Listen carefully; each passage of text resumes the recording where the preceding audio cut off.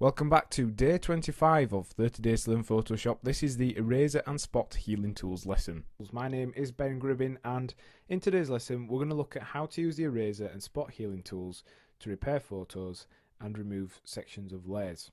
So let's jump into Photoshop, and we're going to open up the coarse damaged photograph that we have been using. This photograph's been heavily worn, parts of it have got torn off, and there's some noise and artifacts and all kinds of stuff on there. So we're going to use a spot healing tool to repair it, as well as then using the eraser to remove the background of this layer, for example. So we're going to start with the eraser. Now it does exactly as you would expect. So we're going to go on to Magic Wand tool, select this background kind of roughly, and then we're just going to make sure we've got all of these areas down here selected just by pressing shift with the rectangular marquee tool. We're then going to jump to the eraser tool. Now it's based upon brushes, like all the best tools in Photoshop. It's got the ability to change hardness, size, the brush mode, the opacity, the flow, and we can also erase two parts of our history. So we've selected all the elements that we want to erase, and let's show you what the different modes do. Make sure you haven't got on your eraser tool erase to history set, because this will erase to the original history point, and that is our default image. So unless you want it to erase to that, otherwise just use the history brush tool, which does the same thing basically. So we've selected our background.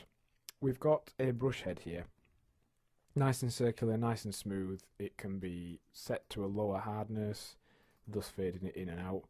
And it can be set to different sizes and different brush heads, and we can install different ones as we've discussed. These can actually use add-on brush sets as well, so that's not a problem. The pencil tool though is a little bit more blocky, so let's put it back to one of the circular brush heads and click on there, and it's a little bit difficult to notice, but if we just increase the size, it's not got as much anti-aliasing on, so we've got a bit more of a Microsoft Paint style edge to what we are erasing. And then finally we've got the block mode, which literally is just a block, so that's as it comes. That's the block.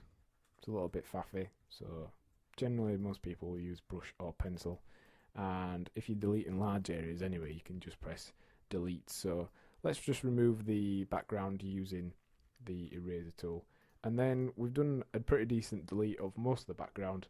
We could actually then go over using this tool, just going over these areas just to make sure we've selected everything, because it was a bit of a messy background. So that's the eraser tool, selected by pressing E on your keyboard. Very easy tool to use, and as you can see there, we've used it with or without selection. We were able to delete most of the background of this photograph, but we can also use it to just basically wipe out areas, and if we're careful with the brushing, it can be a little bit quicker than having to mask off areas and things like that. So it's a case of balancing it out and working out what works best for you when you are working with these tools. Next is the Spot Healing Brush tool. Again, a brush based tool, so you are able to install different heads, you're able to change the size, the rotation, the pen pressure, all kinds of stuff on there, and you can set it to replace and some different color modes, and also you can have it on content aware, create texture, proximity match. So we're going to look at what those different options do, as well as sampling all layers. So simply put, the Spot Healing Brush tool will clean up and remove small unwanted marks, damage, pixels, that kind of thing from an image a little bit more easily than the standard healing brush, and it's sort of automatic compared to the clone stamp, so it's a little bit quicker, and that's where its use will come in. So how does it work? Well, the brush tool here actually calculates from the pixels and textures and tone and lighting around where you're repairing to try and repair it. So using proximity match on the spot healing menu, we'll try and match the brush shape to the pixels around it to help with the repair. So for example, like this, that has done a pretty decent job of repairing it, whereas the line's not doing too well because it's all connected.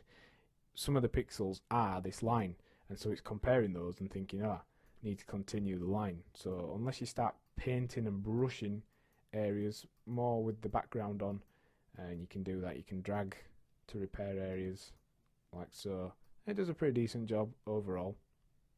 Usually this mode will work best proximity match, and it's kind of your default, but just in case it doesn't, put it onto create texture, and create texture will use all the pixels within an area to try and make the fix. So this is a little bit more fiddly, and it takes a little bit more computer processing, and as you can see, it is making noise and texture to try and blend it in.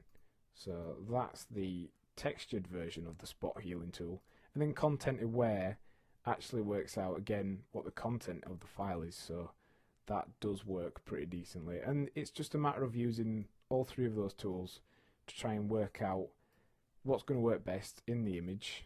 If it doesn't work at all, which it can do in some cases because of the difference in colours and contrasts. For example, if there was a big damage to this, and we just accidentally clicked the eraser tool. If there was a bit of damage to this area here, and we went onto the spot healing tool, did a brush mark there, it's going to start messing it up because it's different colours, different contrasts. It does confuse the tool somewhat. So let's just go remove those, and bearing in mind this tool is really more suited to light damage, and the healing and clone stamp tools actually offer more control over your repairs, especially on the contrasted areas of two alternate colours as we've just showed you.